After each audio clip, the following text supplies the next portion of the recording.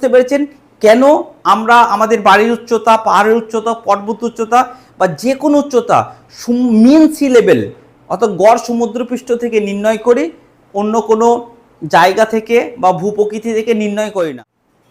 আজকে আমরা জেনে নেব, আপনারা প্রায় একটা কথা শোনেন যে পাহাড়, পর্বত বা আপনার বাড়ি বা যে কোনো জিনিসের উচ্চতা আমরা সর্বদা সমুদ্রপৃষ্ঠ থেকে অর্থাৎ মিন সি লেভেল থেকে কিন্তু মাপি বা নির্ণয় করি। আপনাদের মনে কোশ্চেন আসতেই পারে বা অনেকে হয়তো আমাকে জিজ্ঞেস করেছেন, স্যার সব সময় আমরা সব কিছুর উচ্চতা কেন মিন সি লেভেল থেকেই মাপবো, অন্য কোনো জায়গা থেকে আমরা কেন কোনো স্থান, পাহাড়, পর্বত উচ্চতা মাপি না? চলুন আজকে আমরা সেটাই জেনে নেব, কেন আমরা সব কিছুর উচ্চতা মিন সি লেভেল থেকে নির্ণয় করি।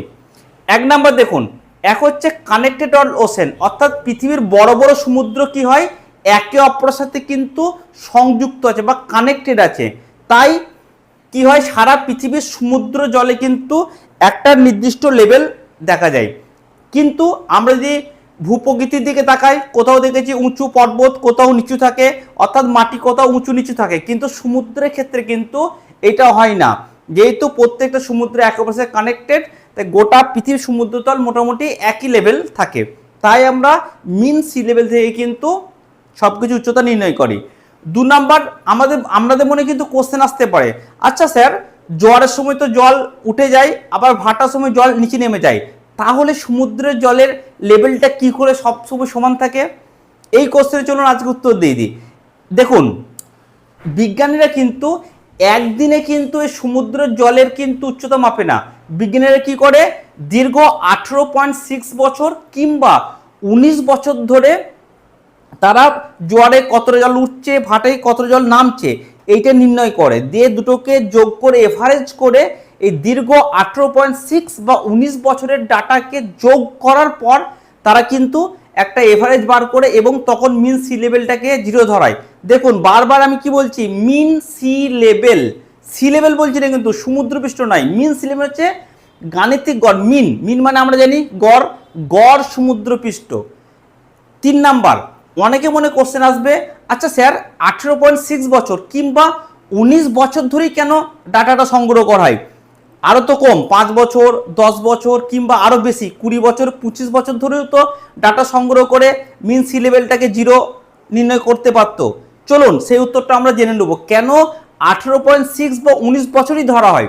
তার কারণ আমরা কি জানি, চাঁদ এবং সূর্যের আকর্ষণের কারণে কিন্তু জোয়ার বা ভাটা হয়, তাই এই চাঁদ এবং সূর্যের অবস্থানের কারণে সমুদ্রের জলের যে পরিবর্তন হয়, এই পরিবর্তন একটা সম্পূর্ণ সাইকেল বা সম্পূর্ণ চক্র শেষ হতে সময় লেগে কত 18.6 বছর কিংবা এটাকে রাউন্ড ফিগার করে আমরা 19 বছর বলতে পারি।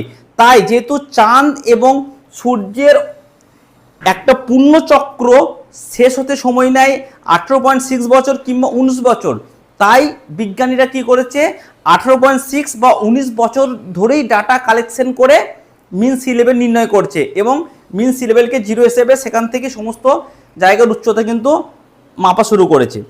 এবার চলুন 4 নাম্বার, আমাদের মনে কোশ্চেন আসবে, আচ্ছা স্যার কিভাবে এই হিসাবটা করে বা কিভাবে এইটা নির্ণয় করে? চলুন এবার জেনে নিই। না, সমুদ্রের তীরে টাইডাল গজ বলে একটা যন্ত্র বসানো থাকে, ঠিক আছে?